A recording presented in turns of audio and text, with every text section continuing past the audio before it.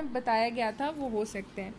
जो castor reply करती है, why would anyone in this world be afraid, कि ये दुनिया वाले, ये लोग, ये इतना क्यों डरते हैं, since fate rules us and nothing can be foreseen, कि फेट पे इतना स्ट्रॉन्ग बिलीव करते हैं लेकिन अपनी किस्मत का हाल कोई नहीं जान सकता। A man should live only for the present day. अब यहाँ पे अब देखें कि उसकी जो वॉइस टोन है वो एडवाइजिंग टोन में कन्वर्ट हो गई है। कहती है कि कोई भी शख्स है उसे अपने प्रेजेंट में जीना चाहिए। अब देखते हैं कि क्या होता है कि आप अगर मेजॉरिटी देख लें, मेजॉरिटी लोगों की होती है वो बहुत ज़्यादा डिप्रेशन का शिकार हो चुके होते हैं। वो क्यों होते हैं? क्योंकि या तो वो अपने पास्ट में जी रहे होते हैं या फिर वो अपने फ्यूचर को लेके परेशान होते हैं। हर टाइम वो एक टेंशन में रहते हैं। कुछ ऐसे होते हैं कि बहुत ज़्यादा हार्ड वर्क कर रहे होते हैं लेकिन फिर भी वो फ्यूचर की प्लानिंग करते करते वो अपने प्रेजेंट को एंजॉय नहीं कर पाते। रियलिटी क्या है? रियलिटी ये है कि पास्ट में जो गुज़र गया, इवन कि एक सेकंड भी जो है अभी अगर वो गुज़र गया है तो कुछ भी इंसान कर ले वो उसको वापस लेके नहीं आ सकता। तो ये सोचना बिल्कुल बेकार होता है कि पास्ट में उस टाइम में हमने ये एक्ट किया होता तो अब हम किसी और स्टेज पे होते, या उस टाइम में हम कोई फ़लाँ बात ना की होती।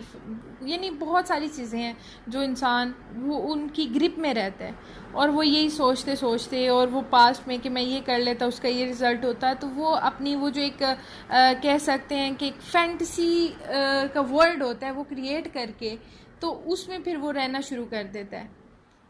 But it's wrong way. और उसके बाद जो है वो दूसरी कैटेगरी लोगों की जो आती है मेजॉरिटी में, वो ये होती है कि हम अब ये बड़ी वो प्लानिंग के साथ चल रहे होते हैं, कैसा करेंगे, वो हो जाएगा, ये हो जाएगा, लेकिन आने वाले अगले मिनट का भी पता नहीं है कि उसमें क्या होने वाला है।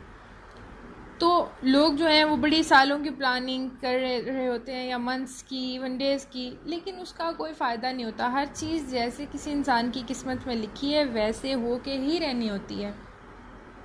लेकिन उसमें ये नहीं है कि इंसान जो है वो बस कोशिश करना छोड़ दे, क्योंकि अल्लाह ताला ने फरमाया है कि जो इंसान जिसके लिए जितनी कोशिश करता है उसको उतना मिल जाता है, वो चीज़ उसे दे दी जाती है।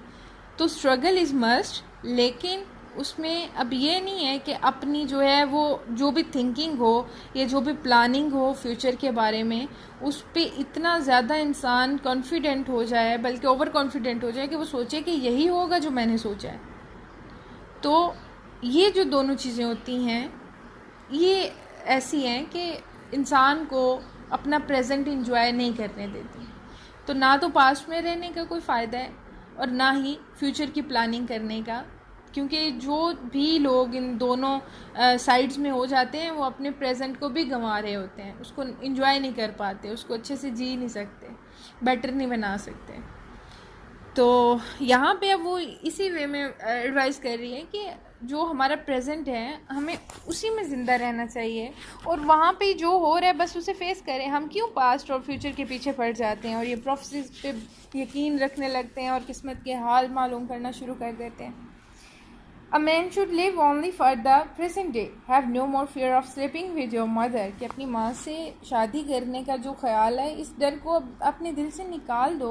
How many men in dreams have lain with their mothers. Now in this sentence आप यहाँ पे अंडरलाइन करेंगे अगर, तो ये आपको आ जाती हैं फाइनल पेपर में स्टेंजा आ जाता है तो उसमें बताएंगे कि यहाँ पे थोड़ा सा जो है वो आर्निकल स्टेटमेंट दे के तो टच ऑफ मोरालिटी ऐड किया गया है, क्योंकि हर राइटर जो है वो सिर्फ अपनी वो जब कोई कैरेक्टर वो दिखा रहा होता है तो वो एक कैरेक्टर नहीं होता, वो एक पूरी क्लास होती है या पूरी एक सोसाइटी का रिप्रेजेंटेटिव होता है। तो ये जो लाइंस है इसमें मोरालिटी का थोड़ा सा वो टच दे रही है और जो इसके हिडन आप देखें कि वो फिर फ़लसफ़ा क्या आते हैं कि उस टाइम के जो लोग थे जिस तरह से हम अरिस्टोटल को देखते हैं और उससे पहले बल्कि चले जाएं प्लाटो की बात करते हैं, और प्लाटो ने जो कंसेप्ट दिया था यूटोपिया का उसमें उसने 2 बातें ऐसी की थी जो उस टाइम में भी बड़ी वो अब कह लेंगे थी काबिल गिरफ्त, लेकिन इस हद तक नहीं कि उसके अगेंस्ट जो है वो लोग जिस तरह होता है ना कि फतवे लगा देना वो कर देते। कि एक तो उसने कहा था कि शादी जो है उसको बिल्कुल ख़त्म कर दिया जाए, कि उसका कोई कंसेप्ट मैरिज का ना रहे। सेकेंडली उसने ये कहा कि फिर जो कपल हैं they can replace their life partner any time. किसी भी वक्त अगर कोई लेडी जो है वो अपने मेल पार्टनर को छोड़ के वो या रिप्लेस करना चाहती है किसी और के साथ, वो कर सकती है, और मेल भी जो है उसको भी इतना फ्रीडम दिया जाएगा। तो उस टाइम के लोगों के लिहाज से ये चीज़ जो है वो एक्सेप्टेबल होगी, जो उसने ऐसे पॉइंट्स दिए। लेकिन ये है कि फिर हर सोसाइटी का और फिर उसके बाद हर रिलीजन का अपना अपना वो एक वे ऑफ लाइफ होता है जो दिखाया होता है। तो आज हमें ये चीज़ें जितनी जो है वो एक बैड इमेज ये क्रिएट करती हुई नज़र आती हैं, उस टाइम में ये वो चीज़ें नहीं थी।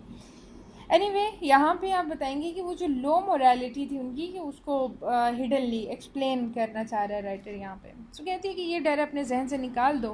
No reasonable man is troubled by such things. कि इंसान के जो ख्यालात होते हैं ना वो बाज़ औक़ात शैतान बड़े आलूदा कर देता है, लेकिन रीज़नेबल यानी कि जो वाइज पर्सन होता है वो शैतान को या इन शैतानी ख्यालात को अपने ऊपर हावी नहीं होने देता, खुद उन पे जो है वो कंट्रोल करके उनको ख़त्म कर देता है। तो कहती है कि बस तुम्हें पता है कि तुम ऐसी कोई हरकत नहीं कर सकते, तो फिर टेंस होने की ज़रूरत नहीं है। Oedipus that is true only if only my mother were not still alive. But Oedipus देखें कि वो अपनी किस्मत से इतना खौफ ज़्यादा है और अभी फिर दोबारा से वो स्ट्रॉन्ग बिलीव की तरफ जा रहे हैं। कहते हैं कि लेकिन मैं क्या करूं कि मेरी माँ तो अभी ज़िंदा है, बट शी इज़ अलाइव। अगर वो मर चुकी होती तो फिर तो मुझे तुम्हारी बात से एग्री करना पड़ता, but she is alive. I can't help my dread. तो मैं अपने खौफ पे काबू नहीं पा सकती। Yet this news of your father's death is wonderful but it fear the living women.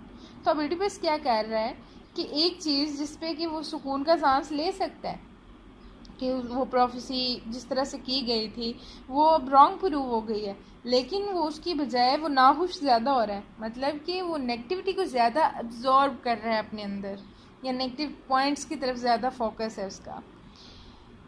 Tell me who is this women that you fear. कि किस औरत से तुम खौफ ज़्यादा हो। It is Merope. Merope is queen of Corinth and wife of Polybus, the wife of king पॉलीबस।